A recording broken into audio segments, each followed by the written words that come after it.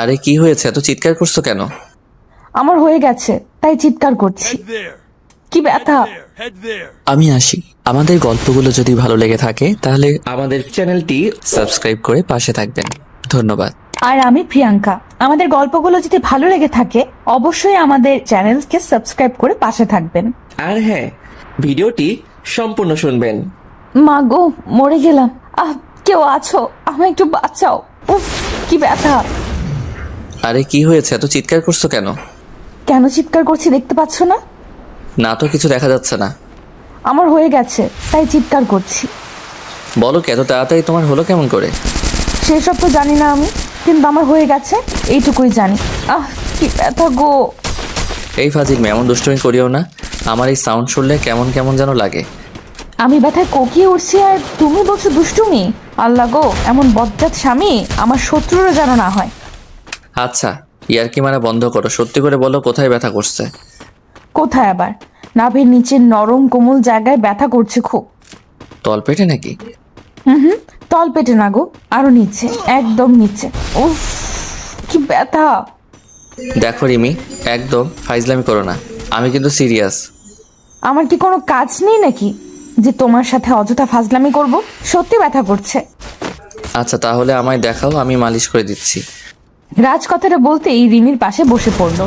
রিমি একটু অদ্ভুত ভাবে রাজের দিকে তাকাচ্ছে। রাজ রিমির এই অদ্ভুত তাকানোর মানে বুঝতে পারছে না। মেয়েটি সত্যিই ব্যথা পাচ্ছে নাকি শুধু শুধু এমন করছে। কিছুই বোঝার উপায় নেই রাজের কাছে। রাজ রিমির পাশে বসে রিমির শাড়িটা ধরে আলতো করে খুলে নিল। শাড়িটা খুলে দিয়ে রিমির হাঁটুর উপর তুলে দিতেই রিমি হকচকিয়ে উঠে বসে পড়ে। রাজকে উদ্দেশ্য করে বলল, কোথায় আবার? তুমি না বললে নাভির নিচের নরম জায়গায় ব্যথা করছে? ওখানেই হাত দিচ্ছি। ছি, তুমি আসলে একটা লুচ্চা লোক তো। হুটহাট করে জায়গা মতো হাত চালান করে দাও কেন?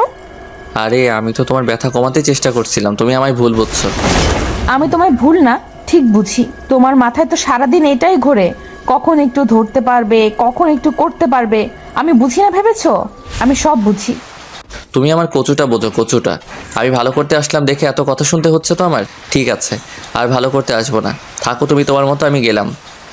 রাজ রিমির কথায় রেগে যায়। রিমির শাড়ির আঁচলটা আবার জায়গা মতো নামিয়ে দিয়ে রিমির পাশ থেকে উঠে পড়ল সে। রিমি এতক্ষণ ধরে রাজের সাথে মজা করছিল। আসলে একটু পরেই রাজ অফিসের জন্য বেরিয়ে যাবে, ফিরবে সেই রাতে। এতটা সময় ধরে রিমি রাজের থেকে দূরে থাকতে ইচ্ছে করছে না। রিমি চায় সব সময় রাজের কাছে থাকতে, রাজের পাশে থাকতে। তাই রাজকে আটকানোর একটা বুদ্ধি পাকিয়ে রিমি এমনটা করে। প্রথমে রিমি ভেবেছে যে রাজ হয়তো রিমির কথাটা শুনে জোর করে রিমিকে আদর করবে, কিন্তু সেটা তো হলো না। বরং জনাব রেগে বোম হয়ে চলে গেল। রাজ রাগে গজগজ করতে করতে চলে যেতেই রিমি মুচকি হাসি দিয়ে রাজের পেছনে চলতে লাগলো। রাজ শাওয়ার নিয়ে বাহিরে এসছে সবে মাত্র। রাজ বাহিরে আসতেই রিমির দৃষ্টি রাজের উন্মুক্ত বুকের দিকে পড়লো। রাজের শরীরের রং উজ্জ্বল বর্ণের, লোমবিহীন ফর্সা বুকটা রিমির দৃষ্টি কেড়েছে। রিমি এই বুকেই সব সময় শান্তিতে থাকতে চায়। রিমি এক দৃষ্টিতে রাজের বুকের দিকে তাকিয়ে থাকা দেখতে পেয়ে রাজ রিমিকে উদ্দেশ্য করে বলল, কি হলো, এমন ভাবে তাকিয়ে আছো কেন? কি দেখছো এমন করে? বেশি কিছু না, আমার শান্তির জায়গাটা দেখছি। কেন দেখছো? আমি না লুচ্চা? সবসময় তোমার সাথে লুচ্চামি করার ধান্দায় থাকি। আমার দিকে তাকাতে হবে না তোমায়। ওরে বাবা রে, আমার বেবি দেখি রাগ করেছে। আমি তো আমার সোনা বরের সাথে মজা করছিলাম, আর তুমি কিনা সেই মজাকে সিরিয়াসলি নিয়ে ফেলেছো। মজা সবসময় ভালো লাগে না। আমি তোমার উপকার করার জন্য তোমার কাছে গিয়েছি, আর তুমি কি না আমায় উল্টাপাল্টা বলে তাড়িয়ে দিলে। রাজের কথাটা শেষ হতেই রিমি রাজের দিকে এগিয়ে এলো। রাজের খুব কাছে এসে রিমি রাজের গালের উপর নিজের হাত জোড়া রেখে মুচকি হাসি দিয়ে বলল, আসলে সোনা, আমার তো কিছুই হয়নি। আমি চেয়েছি তুমি এসে আমার সাথে ফাজলামি করো, আমার উপর জোর করো। আসলে কি বলতো, সারাদিন আমি একা বাড়িতে থেকে থেকে বোরিং হয়ে যাই। আমার ইচ্ছে করে সারা দিন তুমি আমার পাশে বসে থাকো। রিমির কথাটা শেষ করতেই রাজ রিমির কোমরের উপর নিজের হাত জোড়া রেখে রিমিকে আলতো করে নিজের সাথে জড়িয়ে নিয়ে বলতে লাগলো, তাই শোনা, তোমার বোরিং লাগে? আচ্ছা অপেক্ষা করো, আমি একটা ছোট্ট বেবি এনে দিচ্ছি। ছোট্ট বেবিকে নিয়ে সময় কেটে যাবে তোমার। বেবি কি করে হবে? তুমি তো আমায় আদরও করো না। আমি তো আদর করতেই চাই, তবে কেউ তো আমায় আদর করতে দিতেই চায় না। বুঝেছি। মানে আমি তো সব সময় আদর খাওয়ার জন্য পাগল হয়ে থাকি, কিন্তু একটু ফাজলামি করলেই তুমি রেগে যাও। ওকে ঠিক আছে, এখন থেকে জোর করে আদায় করব। এবার হবে তো? জি, খুব হবে। এখন দাও, আমি তোমার শার্ট পরিয়ে দিচ্ছি। রিমি পরম আবেশে রাজকে শার্ট পরিয়ে দিতে লাগলো। রাজ রিমির এই ভালোবাসায় সারা দিন বিভোর হয়ে থাকে। পৃথিবীতে এত মানুষ থাকার পরেও সারা দিন রাজের দৃষ্টি শুধুমাত্র তার স্ত্রীকে খুঁজে চলে। একে আসক্ত ব্যক্তিদের কাছে নিজের স্ত্রীর চেয়ে সুন্দরী নারী আর কেউ নেই। রাত শার্ট পরে নিয়ে নাস্তা করতে চলে যায়। রিমি রাজের জন্য টিফিন রেডি করে দিচ্ছে। নাস্তা শেষ করে রাজ বাড়ি থেকে বেরিয়ে যাবে। দরজার কাছে এসে পেছন ফিরে রিমির দিকে তাকাতেই রাজ দেখতে পায় রিমি তার দিকে অপলক দৃষ্টিতে তাকিয়ে আছে। রাজ মুচকি হেসে রিমিকে উদ্দেশ্য করে বলল, এই পাগলি, এমনভাবে কি দেখছো তুমি? আর কি দেখবো, আমার প্রিয় ভালোবাসার মানুষটিকে দেখছি। তাকে যতক্ষণ ধরে দেখি আমার মন আরো বেশি দেখার ইচ্ছা পোষণ করতে থাকে। ফাজিল, এখন যদি বলো তবে আমি অফিসে যাব কেমন করে? সেসব আমি জানি না। আমার স্বামীকে আমার মন ভরে দেখতে দাও তো। সব সময় তুমি এমন করো। আমার স্বামীর দিকে তাকিয়ে থাকলে তোমার হিংসে হতে শুরু হয়। দুষ্টু লোক একটা। রিমির কথাটা শুনে রাজ হেসে ফেলল। রাজ রিমির দিকে খানিকটা এগিয়ে এসে আলতো করে একটা হ্যাচকা টান দিয়ে রিমিকে নিজের বুকের উপর নিয়ে এলো। রিমি রাজের বুকের উপর হাত জোড়া রেখে দাঁড়িয়ে আছে। রাজ রিমিকে নিজের বুকে নিয়ে এসে রিমির কপালে আলতো করে নিজের ঠোঁট জোড়া ছুঁয়ে দিল। অতঃপর রিমির ঠোঁটের দিকে দৃষ্টিপাত করলো সে। রিমির ঠোঁট জোড়া একদম শুকিয়ে আছে। রাজের ইচ্ছে করছে এই শুকনো ঠোঁট জোড়া এখনই ভিজিয়ে দিতে।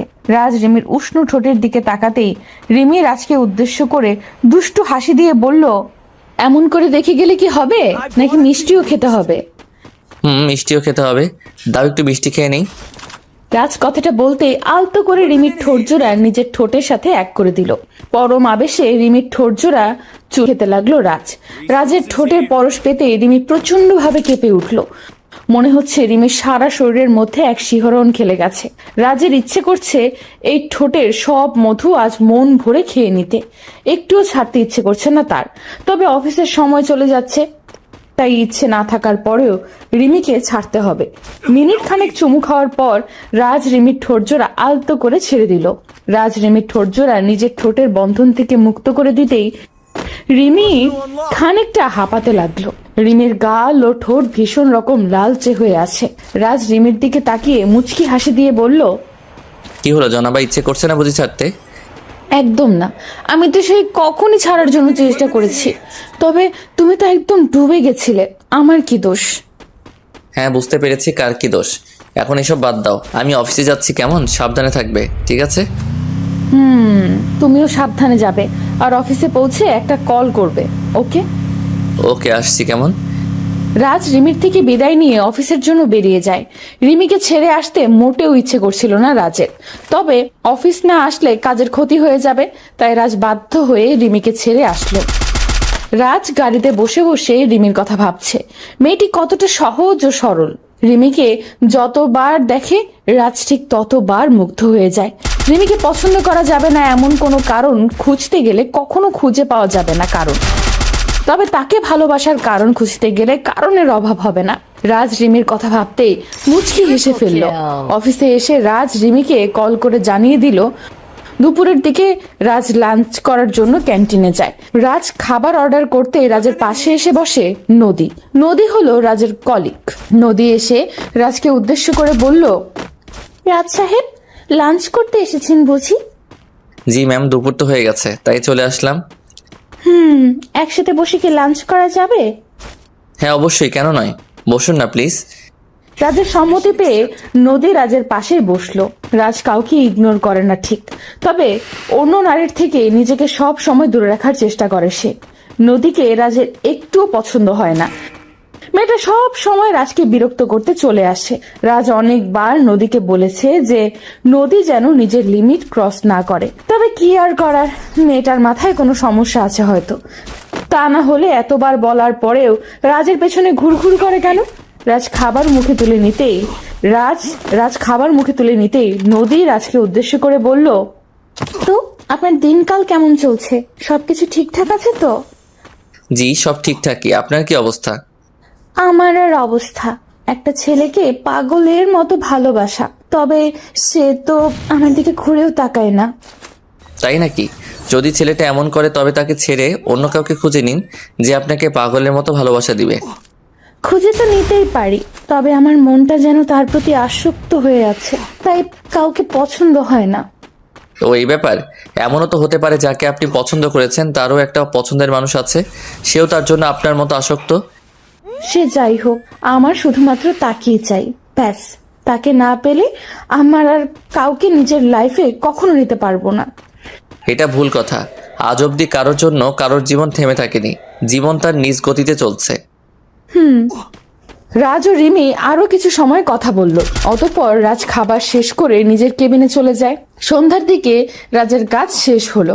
অফিস থেকে বেরিয়ে রাজ একটা গিফটের দোকানে চলে আসলো। রিমির জন্য কিছু গিফট দিতে চায় সে। একটা কথা কি জানেন, আপনি যখন বাড়ির বাইরে কোনো কাজে থাকেন তখন বাড়িতে থাকা আপনার স্ত্রী আপনার পথ চেয়ে বসে থাকে, আর যখন আপনি বাড়ি ফিরে তার জন্য কিছু না কিছু নিয়ে আসেন তো প্রত্যেকটা স্ত্রী প্রচন্ড খুশি হয়, সেই জিনিসটা যতটাই সামান্য জিনিস হোক না কেন। রাজ গিফটগুলো নিয়ে সব থেকে বেরিয়ে যাবে, ঠিক এমন সময় দুম করে রাজের পথের সামনে চলে আসে নদী। নদী গিফট শপে রাজকে দেখে একটু চমকে গিয়ে বলল, আরে রাজ সাহেব যে, বুঝতে পারলাম না আজ সারা দিন আমার কি কারণে আপনার সাথেই দেখা হয়ে যাচ্ছে। এটা কি কাকতালীয় নাকি অন্য কিছু? কাকতালীয় নয় আর না অন্য কিছু, এটা হলো অ্যাক্সিডেন্ট, এর বেশি কিছু নয়। আপনার হয়তো এটা মনে হচ্ছে, তবে আমার অন্য কিছু মনে হচ্ছে। আপনার যেটাই মনে হোক না কেন সত্যি সত্যিই থাকে। রাজ আর কত ইগনোর করবেন? একটু কি ভালোবাসা দেওয়া যায় না? মানুষের মন হয় কয়টা? একটাই তো। সেই এক মন কতজনকে দেয়া যায় বলুন? আমি বিবাহিত, আর আমি আমার স্ত্রীকে প্রচণ্ড ভালোবাসি। তার জায়গায় আর কেউ কখনো আসতে পারবে না। বিয়ে হয়ে গেছে দেখে কি হয়েছে? আমার মধ্যে কি এমন নেই যা আপনার স্ত্রীর কাছে আছে? বলুন আমায়। ভালো একটা মন, যেটা আপনার নেই। একটা কথা জানেন, নারীরা নারীদের শত্রু হয়ে থাকে। এই কথাটার সেরা উদাহরণ আপনি নিজেই। নিজের মাইন্ডকে বদলে ফেলুন, ভালো থাকতে পারবেন। রাজ কথাটা বলতেই একটা বাঁকা হাসি দিল। অতঃপর নদীকে এড়িয়ে গিয়ে সব থেকে বেরিয়ে এলো। রাজ গাড়িতে বসে রিমির কথা ভাবছে। মেয়েটা এই গিফটগুলো দেখলে একদম বাচ্চাদের মতো করে তাকে জড়িয়ে ধরবে। আসলে ভালোবাসা কতটা সুন্দর, তাই না? নিজের প্রিয়জনের খুশির থেকে দামি আর কিচ্ছু হতে পারে না। রাজ বাড়ি এসে কলিং বেল বাজাতে রিমি দৌড়ে এসে দরজা খুলে দিল। রাজ রিমির দিকে তাকাতেই রাজের মনটা শান্ত হয়ে গেল। পাগলিটা রাজকে দেখে মিষ্টি একটা হাসি দিল। রাজ বাড়িতে এসে আর কোনো দিকে না তাকিয়ে নিজের প্রিয়তমা স্ত্রীকে নিজের বুকের সাথে মিশিয়ে নিল। রিমিও ছোট বাচ্চার মতো রাজের বুকে মুখ লুকিয়ে আদুরে গলায় বলতে লাগলো, এখন সময় হলো আসার। জানো, সন্ধ্যা থেকে শুধু অপেক্ষাই করছি কখন তুমি আসবে। তাই যান, আসলে একটু আড্ডা মারছিলাম তাই আসতে লেট হয়ে গেছে। আর আড্ডা মারবো না। রাজের কথাটা শুনে রিমি দুম করেই চমকে যায়। রিমি রাজের বুকের থেকে নিজের মাথাটা সরিয়ে নিয়ে একটু অদ্ভুত কণ্ঠে বলতে লাগলো, তুমি জানো আমি কতটা অপেক্ষা করি তোমার জন্য, আর সেই তুমি কিনা আড্ডা মারছিলে। বেশ ভালো তো। আরে পাগলি, একটু আড্ডা না মারলে কি মন ফ্রেশ থাকে নাকি? তাই আড্ডা মেরে মুড ফ্রেশ করছিলাম। ও, আমার সাথে থাকলে বুঝি মুড ফ্রেশ হয় না? আচ্ছা, ফ্রেশ হয়ে নাও, আমি খাবার দিচ্ছি। রাজ বেশ ভালোই বুঝতে পারছে রিমি রেগে গেছে। রাজ তো রিমিকে রাগাতেই এই মিথ্যা বলেছে। রিমি ছাড়া রাজের মন আর কে আছে ঠিক করবে?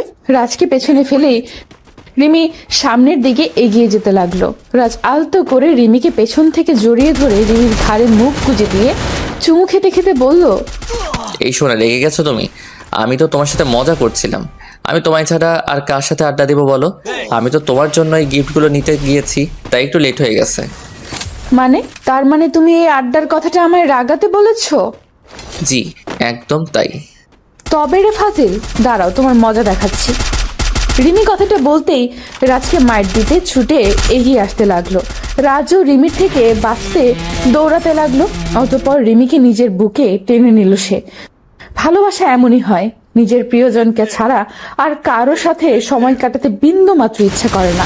ভালো থাকুক এইসব ভালোবাসাগুলো। তোমার এই গর্তটা এত ছোট কেন? আমি ভার্জিন, তাই এটা এত ছোট। ভার্জিন মেয়েদের কি এই গর্তটা ছোট হয়? অন্য সকলের বুঝি বড় হয়? সেটা তো আমি জানি না, তবে শুনেছি ভার্জিন মেয়েদের গর্ত ছোট হয়। উফ, তোমার এই গর্তের দিকে তাকিয়ে আমার মাথা নষ্ট হয়ে যাচ্ছে। ইচ্ছে করছে এটাকে চুমু খাই। ছি, এটাকে কি চুমু খাওয়া যায় নাকি? তোমার কি মুখে কিছু আটকায় না?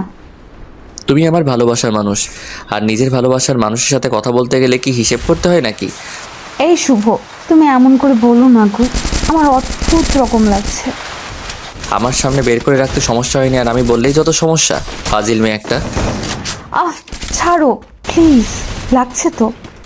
শুভ নীলার কোনো কথা শুনলো না, আলতো করে নীলার পেটের উপর নিজের হাত ছুঁয়ে দিল। শুভর হাতের স্পর্শ পেতেই নীলার সারা শরীরের মধ্যে অদ্ভুত শিহরণ খেলে গেল। নীলা মৃদু কম্পিত হয়ে শুভর শার্ট দুই হাতে চেপে ধরে আছে। শুভ নীলার নাভির উপর আলতো করে হাত বুলিয়ে দিচ্ছে। আজ নীলার আর শুভর রুম ডেট। 2 বছরের রিলেশনের মধ্যে যদিও একবারও তাদের রুম ডেট হয়নি, এটাই প্রথম রুম ডেট। রুম ডেটের কথা শুনে নীলা তো পুরো ভয় পেয়ে যায়। নীলার ভয়েরও যথেষ্ট কারণ ছিল। ভালোবাসা যতটাই থাকুক না কেন, দিন শেষে তো তারা দুটি ভিন্ন মানুষ। তাদের মধ্যে কোনো প্রকার বৈবাহিক সম্পর্ক নেই। যদি শুভ তাকে জোর করে তখন কি হবে, এটা ভেবেই নীলা ভয় পাচ্ছিল। সরাসরি দুবার না করে দিলেও পর মুহূর্তে খানিকটা বাধ্য হলো সে। কি আর করবে, ভালোবাসার মানুষটির আবদার পূরণ না করলে সে কষ্ট পাবে। নীলা শুভকে নিজের জীবনের থেকেও বেশি ভালোবাসে, আর তার ভালোবাসার টানই নীলা ছুটে আসে শুভর কাছে। রুম ডেটে গিয়েই নীলা শুভর সাথে আলাদা একটা রুমে চলে আসে। রুমে বসতে গিয়েই আচমকা ভুল করে নীলার পেটের উপর থেকে শাড়ির আঁচলটা সরে যায়, যার কারণে নীলার নাভিটা শুভর চোখের সামনে স্পষ্ট হয়ে যায়। শুভ নীলার নাভি দেখতেই একটা ঘোরে চলে যায়, অপলক দৃষ্টিতে তাকিয়ে থাকে নীলার নাভির দিক। তারপর কি হলো তা তো দেখলেনি। শুভ নীলার নাভিতে হাত বুলিয়ে দিতে লাগলো। কিছু সময় হাত বুলিয়ে দিতেই নীলা খানিকটা বিরক্ত হয়ে যায়। দুম করে শুভর হাত নিজের পেটের ওপর থেকে সরিয়ে দিয়ে নীলা বলতে লাগলো, এইসব কি হচ্ছে? তোমায় না বলেছি আমার এসব পছন্দ নয়? তোমার পছন্দ না হতেই পারে, তবে আমার তো বেশ পছন্দ। ইচ্ছে করছে ঠোঁটের পরও সেঁকে দিতে। শুভ, কন্ট্রোল করো নিজেকে, এইসব একদম উচিত নয়। আমাদের মধ্যে এখনো বিয়ের কোনো সম্পর্ক হয়নি। বিয়ের সম্পর্ক থেকে বড় সম্পর্ক আমাদের মাঝে আছে, আর সেটা হলো ভালোবাসার সম্পর্ক। প্লিজ নীলা, বোঝার চেষ্টা করো। না, আমি কিছু বুঝতে চাই না। আমার এসব একদম অপছন্দ লাগছে। আমি আসছি। নীলা কথাটা বলতেই শুভর পাশ থেকে উঠে পড়তে চেষ্টা করলো। শুভ নীলার দিকে তাকিয়ে থেকে হঠাৎ করে নীলাকে ভীষণ অবাক করে দিয়ে দুম করে নীলার হাত শক্ত করে চেপে ধরলো। নীলা অবাক হয়ে শুভর দিকে তাকিয়ে আছে। কি করছে শুভ, কিছুই বুঝতে পারছে না সে। শুভ নীলার হাত ধরে একটা হ্যাচকা টান দিয়ে নীলাকে নিজের কোলের উপর নিয়ে নিল। নীলা শুভর কোলে আসতেই শুভর মুখের উপর নীলার চুলগুলো গিয়ে পড়ল। শুভ নীলার চুলে মিষ্টি গন্ধ মন ভরে গ্রহণ করছে। নীলা ঘোর কাটিয়ে ওঠার আগেই শুভ নীলার ঘাড়ের ওপর নিজের মুখ ঘষতে লাগলো। নীলা চোখ বন্ধ করে আছে। নীলা বেশ ভালোই বুঝতে পারছে যে শুভ তাকে জোর করছে। নীলা চেষ্টা করছেও শুভকে নিজের থেকে দূরে রাখতে, শুভর কাছ থেকে নিজেকে সরিয়ে নিতে। তবে কোনো কিছুতেই কি লাভ হচ্ছে না। শুভ নীলার কোমর ধরে আছে। শুভর স্পর্শে নীলার মনের মধ্যে এক অদ্ভুত ভালো লাগা কাজ করতে লাগলো। নীলা যেন নিজের উপর সম্পূর্ণভাবে নিয়ন্ত্রণ হারিয়ে ফেলল। শুভ নীলার ঘাড়ে গলায় পাগলের মতো চুমু খেয়ে চলেছে। নীলা চোখ বন্ধ করে শুভকে উদ্দেশ্য করে কাপা কাপা গলায় বলতে লাগলো, শুভ প্লিজ এমন করিও না। আমার সারা শরীরের মধ্যে অদ্ভুত অনুভূতি কাজ করছে। এই অদ্ভুত অনুভূতি কাজ করার মানে কি জানো তুমি? আমার প্রত্যেকটা স্পর্শ তোমার মনকে রাঙিয়ে দিচ্ছে, ঝড় তুলতে চাইছে তোমার মনে। এবার তো একটু বোঝো। কিন্তু এটা তো ঠিক না শুভ, এটাকে পাপ বলে। আজ আমাদের মাঝে কিছু হয়ে গেলে পরে যদি আমায় আর তোমার ভালো না লাগে, তখন কি করব আমি? আমার জীবনটা নষ্ট হয়ে যাবে।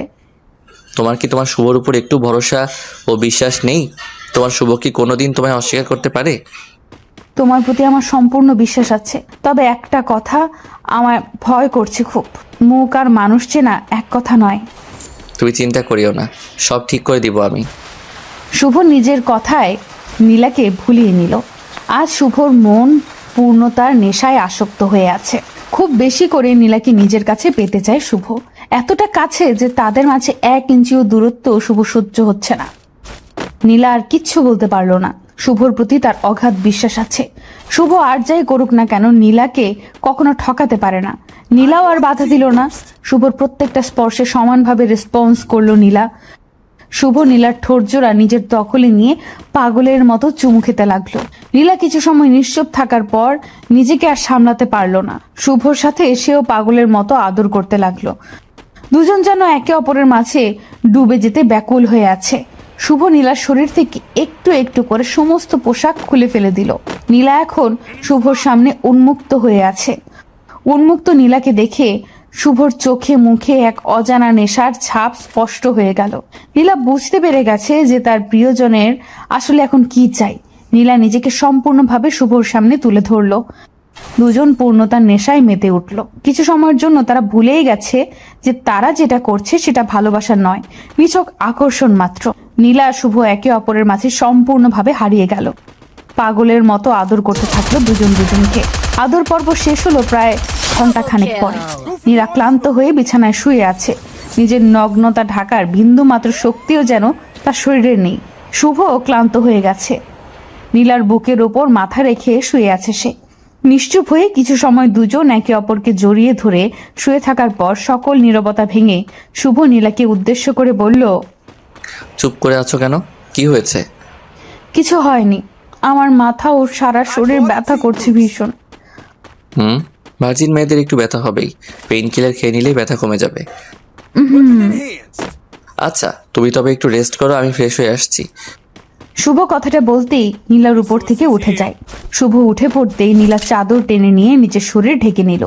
মনের মধ্যে এতক্ষণ কোনো প্রশ্ন উদয় না হলেও এখন অনেক প্রশ্ন মনের মধ্যে উদয় হয়েছে অধরার। মনের মধ্যে এতক্ষণ কোনো প্রশ্ন উদয় না হলেও এখন অনেক প্রশ্ন মনের মধ্যে উদয় হয়েছে নীলার। বারবার মনে হচ্ছে শুভ শুধু তাকে শারীরিকভাবে ভোগ করার জন্য এমন ভালোবাসার নাটক করছে। মন থেকে নীলাকে শুভ ভালোবাসে না। কিন্তু যদি শুভ নীলাকে মন থেকেই ভালো না বাসে তবে সেটা তো শুভর আচরণে প্রকাশ পেত। এমন কিছু তো নীলার চোখে পড়েনি। নীলা আর কিচ্ছু ভাবতে পারছে না। নিজের সব থেকে দামি সম্পদ, নিজের সম্মান আজ বিসর্জন দিতে হয়েছে ভালোবাসার কাছে। নিজের কাছে নিজেকে বড্ড ছোট মনে হচ্ছে তার। নীলার অজান্তেই চোখের কোণে পানি এসে জমা হলো। শুভ ফ্রেশ হয়ে এসে নীলাকে ঠায় শুয়ে থাকতে দেখে বলল, কি হলো, এখন শুয়ে আছো যে? ফ্রেশ হবে না নাকি? নীলা নিশ্চুপ। শুভর প্রশ্নের কোনো উত্তর সে দিল না। শুভ আর বুঝতে বাকি নেই যে নীলার মনটা খারাপ হয়ে গেছে। শুভ নীলার দিকে এগিয়ে এসে নীলার কপালে হাত রেখে বলল, দেখো নীলা, আমরা একে অপরের জন্য জন্মেছি। আমাদের মাঝে কোনোদিন বিচ্ছেদ নামক কোনো শব্দ আসবে না, তুমি আমায় বিশ্বাস করতে পারো। এখনো মন খারাপ করে আছো? আরে যেটা একটা না একটা দিন হবার ছিল সেটা আজ হয়ে গেল, এতে কষ্ট পাওয়ার মতো কি আছে? কষ্ট পাচ্ছি না, ঠিক আছি আমি। আচ্ছা, তবে চলো ফ্রেশ হয়ে নাও, বাড়ি ফিরতে হবে তো নাকি? আসছি, ওয়েট করো। নীলা বিছানা থেকে উঠে ফ্রেশ হতে চলে যায়। বিছানা থেকে নীলা উঠে পড়তেই শুভর চোখ বিছানার উপর পড়লো। খানেক জায়গায় রক্তের দাগ লেগে আছে। রক্তের দাগগুলো দেখে শুভর মনটা খারাপ হয়ে যায়। আসলে নীলার সাথে এত জোর করে এই কাজটা করা উচিত হয়নি তার। মেয়েটার মনটা একদম নরম, বেশি কিছুর প্রয়োজন না। একটু ভালোবাসাই তো চেয়েছে সে, শুধু শুধু কষ্ট দিয়ে ফেললাম। কথাটা আপন মনে বলল শুভ। নীলা ফ্রেশ হয়ে বাইরে আসতেই শুভ নীলার দিকে এগিয়ে যায়। নীলা ঠিকমতো সোজা হয়ে দাঁড়াতে পারছে না, হয়তো তার শরীর একটু অসুস্থ হয়ে আছে। শুভ নীলার কোমর ধরে আলতো করে খুঁড়িয়ে খুঁড়িয়ে নীলাকে রুম থেকে নিয়ে সোজা চলে আসে গাড়িতে। শুভ নীলাকে গাড়িতে বসিয়ে গাড়ি নিয়ে বেরিয়ে পড়ল। কিছু দূর ড্রাইভ করতেই শুভ দেখতে পেল রাস্তার পাশে একটা ফার্মেসির দোকান খোলা আছে। শুভ গাড়িতে সাইডে পার্ক করে গাড়ি থেকে নেমে পড়ল। গাড়ি থেকে নেমে শুভ নীলার জন্য পেইন কিলার, কিছু মেডিসিন ও প্রোটেকশন পিল নিয়ে নিল। অতঃপর গাড়িতে এসে নীলাকে মেডিসিনগুলো দিল। নীলা মেডিসিনগুলো হাতে নিয়ে প্রশ্নসূচক কণ্ঠে শুভকে বলল, এইসব কিসের মেডিসিন? এটা হলো পেইন কিলার, ব্যথা কমে যাবে। আর এটা হলো সেফটি পিল, এটা নিলে বেবি আসবে না। শুভর কথাটা শুনে হয়তো নীলার একটুও পছন্দ হয়নি। নীলার মুখটা ফ্যাকাশে হয়ে গেল। নীলা গম্ভীর কণ্ঠে শুভকে উদ্দেশ্য করে বলল, তার মানে তুমি চাও না আমি তোমার বেবির মা হয়ে যাই? তাই তো এই পিল নিয়ে এসেছো, ঠিক বললাম তো? আরে পাগলি, এমন না, বিয়ের পর বেবি নিব। এখন এটা সেফটি হিসেবে কাজ করবে। প্রয়োজন নেই। আমাদের ভালোবাসার কারণে আজ যখন আমাদের মাঝে শারীরিক সম্পর্ক হয়েছে, তখন আমি চাইছি এটাই আমাদের ভালোবাসার অংশ হয়ে পৃথিবীতে আসুক। নীলার কথাটা শুনে শুভ আর কিচ্ছু বলল না। মুচকি হাসি দিয়ে নীলার হাত থেকে সেফটি পিল নিয়ে গাড়ির দরজা দিয়ে ফেলে দিল। নীলাকে উদ্দেশ্য করে শুভ মৃদু কণ্ঠে বলল, সমস্যা নেই, তোমার ইচ্ছে মানে আমার ইচ্ছে, এইসবের কোনো দরকার নেই। খুব শীঘ্রই আমরা এক হয়ে যাব, অপেক্ষা করো। শুভ কথাটা বলতেই গাড়ি স্টার্ট করলো। নীলার বাড়িতে ছেড়ে দিয়ে শুভ নিজ বাড়িতে চলে যায়। নীলার সাথে শারীরিক সম্পর্ক হবার পর শুভ আর আগের মতো নীলার সাথে কথা বলে না। নীলা কল করলে শুভ বারবার এক কথাই বলে, বিজি আছে সে। নীলা বুঝতে পারলো না কিছু। হঠাৎ করে তার ভালোবাসার মানুষটির এমন পরিবর্তন নীলাকে ভাবিয়ে তুলছে ভীষণ। নীলার এতটুকু তো বেশ বুঝতে পারছে যে শুভ তাকে এড়িয়ে চলছে, অবহেলা করছে। তবে বেহায়া মন বারবার তার কাছেই ফিরে যায়, যার কাছে তার কোনো মূল্য থাকে না। নীলা সারাদিন ঘরের মধ্যে শুয়ে বসে কাটায়। একটু একটু করে নীলা যেন ডিপ্রেশনে আক্রান্ত হয়ে পড়েছে। একদিন দুম করে নীলার প্রচন্ড বমি হতে লাগলো। নীলা দ্রুত প্রেগনেন্সি টেস্ট করাতেই বুঝতে পারলো নীলা মা হতে চলেছে। নীলা বুঝতে পারছে না যে সে এই সংবাদে খুশি হবে নাকি দুঃখ পাবে, কারণ নীলার গর্ভেতেই সন্তান একটু একটু করে বড় হয়ে উঠছে। সেই সন্তানের বাবা তো তার মাকে স্বীকার করতে প্রস্তুত নয়, সেখানে এই বাচ্চাটাকে কি করে স্বীকার করবে? নীলা কিছু ভেবে না পেয়ে শুভকে কল করলো। দুবার রিং হতেই শুভ কলটা পিক করলো। কলটা পিক করতেই ওপার থেকে নীলা শুভকে উদ্দেশ্য করে বলল, শুভ, আমি মা হতে চলেছি। Wow, good news. মিষ্টি কোথায়? শুভ, আমি মজা করছি না, সত্যি বলছি। একটু আগে টেস্ট করে জানতে পারলাম। তো আমি কি মজা ভেবেছি নাকি? আর তুমি প্রেগনেন্ট, তো আমার কি হয়েছে? তোমার কি হয়েছে মানে? মাথা ঠিক আছে তো তোমার? কি সব পাগলের মতো বলছো? কী সব বলছি মানে? আমার মাথা আর আমি সব ঠিক আছে। তুমি বলো কি জন্য আমায় কল করেছো? শুভ, এই সন্তানটা আমাদের, আর এই নিউজটা আমাদের খুশির খবর নিয়ে আসছে। আর তুমি কিনা বলছো তোমার তাতে কি? ওয়েট, এই সন্তান আমাদের মানে? একদম অন্যের পাপের বোঝা আমার উপর চাপিয়ে দিবে না। এই সন্তান আমার না। শুভর কথাটা শুনে যেন নীলার পায়ের নিচ থেকে মাটি সরে যায়। নীলা অবাক হয়ে যায় শুভর কথাটা শুনে। শুভ আজ নিজের সন্তানকে অস্বীকার করে বলছে এই সন্তান তার নয়। নীলার গলা শুকিয়ে গেছে। নীলা শুকনো গলায় শুভকে উদ্দেশ্য করে বলল, তার মানে কি বলতে চাও তুমি? আমি অন্য কারোর সাথে ফিজিক্যাল রিলেশন করে এই বাচ্চাকে গর্ভে নিয়েছি? সব কিছু তো আর আমার বলাই হবে না, এমনটা হতেও তো পারে। যাই হোক, তোমার ভালোর জন্য আমার একটা মেসেজ হলো যে তুমি এই বেবিকে নষ্ট করে ফেলো। এতে করে তোমার লাইফে আর কোনো ধরনের পেইন আসবে না। শুভর কথাটা শুনে নীলার চোখ থেকে আপনা আপনি পানি টপ টপ করে গড়িয়ে পড়তে লাগলো। নীলা নিজেকে শান্ত করতে পারছে না। বুকের মধ্যে অদ্ভুত রকম কষ্ট হচ্ছে তার। নিজের ভালোবাসার মানুষটিকে সবকিছু উজাড় করে দেওয়ার পর আজ সেই ভালোবাসার মানুষটি তাকে নিয়ে, তার চরিত্র নিয়ে কথা বলছে। শুভর কথাগুলো কোনোভাবেই যেন নীলা সহ্য করতে পারছে না। নীলা খানিকটা শক্ত গলায় শুভকে উদ্দেশ্য করে বলল, বাহ, অসাধারণ উপহার দিলে তুমি। তোমার আর আমার ভালো চাইতে হবে না, আমি আমার ভালো ঠিক বুঝে নিব। ভুলটা আমার ছিল, সমাধানও আমার করা লাগবে। ভালো থেকো তুমি। নীলা কথাটা শেষ হতেই দুম করে কলটা কেটে দিল। ফোনটা সুইচ অফ করে দিয়ে নীলা বালিশের সাথে মুখ চেপে কান্না করতে লাগল। নিজের জীবনের আজ শেষ করে দেওয়া ছাড়া আর কোনো উপায় নেই। নীলা একটা ভুলের কারণে আজ দুটি জীবন নষ্ট হতে চলেছে। নীলা কোনোভাবেই নিজের মনকে বোঝাতে পারছে না যে শুভ তার সাথে প্রতারণা করেছে। মেয়েরা আসলেই বোকা। একটু ভালোবাসা পাবার লোভে তারা নিজের সব কিছু দিয়ে দিতে পারে, আর দিন শেষে প্রতারিত হয়। নীলা কান্না করছে। হঠাৎ করে শুভ অনুভব করলো কারো একটা হাত নীলার কাঁধের উপর পড়ছে। নীলা মুখ ঘুরিয়ে পেছনে তাকাতেই দেখতে পায় শুভকে নিজের রুমে দেখে নীলা চমকে যায়। নীলা প্রশ্নসূচক কণ্ঠে বলে উঠল, তুমি আমার রুমে কি করছো? আচ্ছা, তোমায় নিয়ে যেতে এসেছি, তাও নিজের স্ত্রী করে। অনেক তো কাজ করলাম, এখন নিজের পরিবারকে সময় দেওয়ার পালা। মানে কি সব বলছো তুমি? একটু আগে তো বললে আমার চরিত্রে। দৌড় পাকলি, মজাটাও দেখি বোঝো না তুমি। আমি তো তোমায় একটু কষ্ট দিতেই এমন কথা বলেছি। এখন কথা না বাড়িয়ে তাড়াতাড়ি রেডি হয়ে নাও, আব্বু আম্মু কথা বলছে বাহিরে। অতঃপর শুভর কথায় নীলার বুকে প্রাণ ফিরে এলো। ভালোবাসার মানে আশ্বাস নয়, ভালোবাসার মানে বিশ্বাস। বিশ্বাসের উপর ভর করে ভালোবাসা টিকে থাকে। এই চলুন না, আজ রাতে আমরা দুজন মিলে একটু খেলি। এই শোনো, চ্যানেলটি সাবস্ক্রাইব করে ঘন্টাটি বাজিয়ে দিও, কেমন?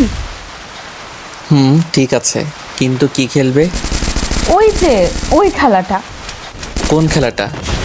আরে যেটাই আপনি আমারটা খাবেন আর আমি আপনারটা খাবো।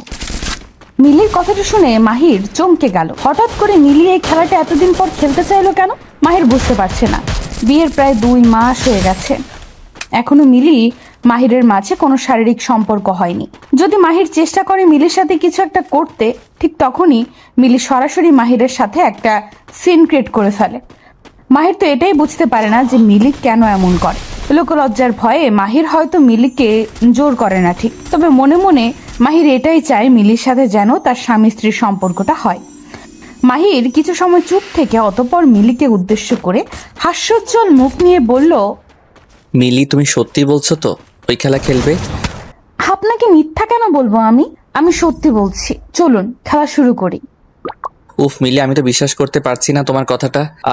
কত বছরের স্বপ্ন আমার আজ পূর্ণ হবে, ভাবতেই কেমন কেমন যেন লাগছে। হায় আল্লাহ, বলেন কি? আগে কখনো খেলেননি নাকি? এমন করছেন মনে হচ্ছে এটাই জীবনে প্রথম। দূর, তুমিও না কি যে বলো। আমি এর আগে খেলবো কার সাথে? আমি এমন ছেলে না, ওকে? আমি পরনারীর দিকে কখনো খারাপ দৃষ্টিতে তাকাইনি। আর বলছো আমি কি না খেলবো? হয়েছে হয়েছে, আপনি যে কত সাধু তা আমার জানা আছে। এখন কথা না বাড়িয়ে রেডি হয়ে নিন, খেলবো আমরা। 2 মিনিট সোনা, আমি এমনিতেই খেলার জন্য সবসময় রেডি হয়ে থাকি। এই নাও, একদম রেডি হয়ে গেলাম। মাহির কথাটা বলতেই নিজের শার্টের বাটন খুলে শার্টটা সোফার উপর ছুঁড়ে দিল। মিলি মাহিরের বডির দিকে তাকিয়ে আছে কৌতূহলপূর্ণ দৃষ্টি নিয়ে। মাহির শার্ট খুলে মিলির দিকে এগিয়ে আসলো। মিলি ভ্রু কুচকে মাহিরের দিকে তাকিয়ে আছে। মাহির মিলির দিকে তাকিয়ে দাঁত বের করে হেসে দিয়ে বলল, খেলার আগে তো প্রিপারেশন নিতে হয়, তাই নিয়ে নিলাম আর কি। তুমিও খুলে নাও। খেলার আগে কি খুলতে হয়? জামা কাপড় খুলতে হয় আর কি। আমি শুনেছি খেলার আগে খুলতে তো হয় ঠিক, তবে সেটা হলো লুডুর কোর্ট। আপনি কোন খেলার কথা বলছেন? এই ওয়েট, তুমি কি খেলার কথা বলছো? একটু পরিষ্কার করে বলো তো, আমি তো তোমার কথাই বুঝতে পারছি না। আমি লুডো খেলার কথা বলছি। মানে এতক্ষণ ধরে তুমি এই লুডো খেলার কথা বলেছো, আর আমি কি না? আপনি কি না কি? মিলি ভ্রু কুচকে কথাটা বলতেই মাহির কিছু সময় মাথাটা নিচু করে রেখে অতঃপর মাহির মিলির কাছে এসে বসলো আর মিলির হাত ধরে বলতে লাগলো, দেখো মিলে, আমার না ভীষণ ইচ্ছে করছে সব স্বামী স্ত্রী যা যা করে ওইসব করতে। তোমার কি কোনো ফিলিংস নেই? সবাই কি করে, আর আমার মধ্যে তো অনেক ফিলিংস আছে। বলুন আপনি কি করে আপনাকে ফিলিংস দেখাবো আমি? দেখো কি কি করে, তুমি শুধু চুপ করে আমার আদরগুলো অনুভব করো। বলুন আপনি কি করে আপনাকে ফিলিংস দেখাবো আমি? মাহির কথাটা বলতেই মিলির কোমর ধরে আলতো করে মিলিকে নিজের কাছে টেনে নিল। মিলি চুপ হয়ে মাহিরের দিকে তাকিয়ে আছে। মাহির মিলির ঠোঁটের দিকে মুগ্ধ দৃষ্টিতে তাকালো। মিলির ঠোঁটজোড়া এতটা সুন্দরভাবে মাহিরের দিকে তাকিয়ে আছে যে মনে হচ্ছে কোনো গোলাপের পাপড়ি সদ্য ফুটেছে। মাহির মিলির ওই রসালো ঠোঁটের দিকে নিজের ঠোঁটজোড়া এগিয়ে নিয়ে যেতেই মিলি দুম করে মাহিরকে সজোরে একটা ধাক্কা মেরে দিল।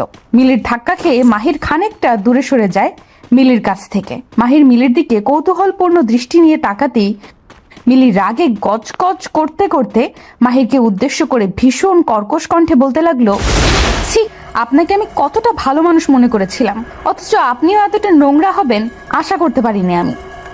মিলি, আমি নোংরামির কি করলাম? আমি তো তোমায় ভালোবাসি আর তোমায় আদর করতে চাইছি, এতে নোংরামি কোথায় পেলে? আপনি যেটাকে ভালোবাসা বলছেন সেটা আসলে নোংরামি, এটা আমি খুব ভালো করে জানি। পুরুষ মানুষ কাছে আসা মানেই পাপ। আপনি আমার সাথে এইসব কাজ করার চেষ্টা করছেন, আমায় পাপের ভাগী করতে চাইছেন। মানে কি সব বলছো? স্বামী স্ত্রী এইসব করবে না তো কি করবে? আর আমার বাবা মা আর তোমার বাবা মাও তো এইসব করেছে, এতে পাপের কি আছে? মাহিরের কথাটা হয়তো মিলির একটুও ভালো লাগেনি। মিলির চোখ জোড়া হঠাৎ করে রক্তবর্ণ ধারণ করে নিল। মাহির মিলির ঠোঁটের দিকে তাকিয়ে ভয় চুপসে গেল। বুঝে উঠতে পারলো না সে কি এমন বলেছে যার কারণে মিলির এতটা রাগ উঠে গেছে। মাহির একটা ঢোক গিলে মিলিকে ভয়ে ভয়ে কণ্ঠে বলল, মিলি, তোমার চোখ জোড়া এমন হয়ে আছে কেন? আমি কি কিছু খারাপ বলেছি? চুপ, একদম চুপ। আপনি এতটা অসভ্য লোক, ছি। আপনি কিনা আমার বাবা মাকে নিয়ে বাজে কথা বললেন। আপনি এতটা লুচ্চা একটা লোক, ছি। মিলি, কি বলছো জানো তুমি? স্বামী স্ত্রী এইসব করে, এটা কোনো পাপ না। বিয়ের পর স্বামীর সাথে কিছু করাকে পাপ বলে না, একটু তো বোঝার চেষ্টা করো। আপনি আমায় বোকা পেয়েছেন। খুন বিয়ের আগে করলে ফাঁসি হবে, আর বিয়ের পর করলে বুঝি হবে না? আপনি আমায় যা বোঝাবেন আমি তাই বুঝবো, তাই না? মিলি রে মিলি, আমি তোরে কেমনে বুঝে এখন তুই যেটা বলছিস সেটা পাগলের মতো কথা। স্বামী স্ত্রীর ভালোবাসার আরেক নাম পূর্ণতা। শারীরিক সম্পর্ক না হলে আমাদের কোনো দিন বেবি আসবে না, আর না আসবে সংসারের শান্তি। এইবার তো বুঝো। মাহিরের কথাটা শুনে মিলি কান্না করে দিল। মাহির যথেষ্ট রেগে আছে, আর বিয়ের পর থেকে মিলির এসব ফালতু কথা সহ্য করে চলেছে মাহি।